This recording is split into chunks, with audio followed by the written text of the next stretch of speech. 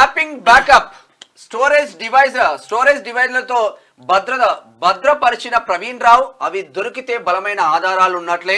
Seize చేసే పనిలో దర్యాప్తు అధికారులు బిజీ. ఈ కేసులో ఇప్పటికే 40 మంది విచారణ. ప్రణీత్ రావు ఇంత చేసిన రిలీవింగ్ సమయంలో ఎస్ఐబి నుంచి నోడ్యూస్. ఎన్నికల్లో పోటీ చేయలే, డబ్బేలా తరలిస్తా మెదక్ బీఆర్ఎస్ అభ్యర్థి వెంకట్రామరెడ్డి పేరు కూడా రిమైండ్ రిపోర్ట్ లో వచ్చే అవకాశాలు ఉన్నట్టు తెలుసు. అంతేనంట. ఇక ఫోన్ ట్యాపింగ్ కేసులో శనివారం కీలక పరిణామం చోటు చేసుకుంది. ప్రణీత్ రావు ఎస్ఐబిలోని తన విభాగంలో ఉన్న 17 కంప్యూటర్లు, హార్డ్ డిస్క్లను ధ్వంసం చేసిన విషయం తెలిసిందే. అయితే హార్డ్ డిస్క్ల శకలాలు లభించిన, అంటే వాటి ఉంటాయిగా విడి భాగాలు ముక్కలు చేసినాయి, వాటి నుంచి డేటా రికవరీ సాధ్యం కాదు. సీరియస్ కేసు కావడం దేశవ్యాప్తంగా సంచలనం కలిగించిన అంశం కావడంతో నిందితులకు శిక్ష పడేలా ఆధారాల కోసం అన్వేషిస్తున్న దర్యాప్తు అధికారులు ఆ డేటా బ్యాకప్ ఉన్నట్లు గుర్తించినట్లు తెలిసింది. అయితే ప్రణీత్ రావు హార్డ్ డిస్క్లను ధ్వంసం చేయడానికి ముందు పెన్ డ్రైవ్లు, ఫ్లాష్ డ్రైవ్లు, తర్వాత ఎక్స్టర్నల్ హార్డ్ డిస్క్లతో బ్యాకప్ తీసుకున్నట్లు సమాచారం.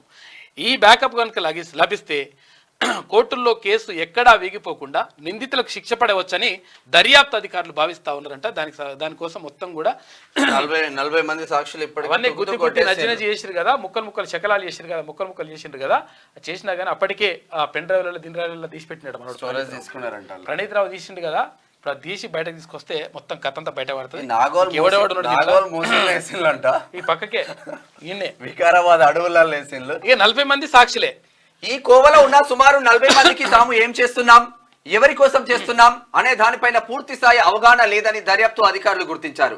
ఈ నేపథ్యంలో ఆ 40 మందిని సాక్షులుగా విచారించినట్లు తెలిసింది. వారి వాంగ్మూలాలను రికార్డ్ చేసుకుని పంపినట్లు సమాచారం.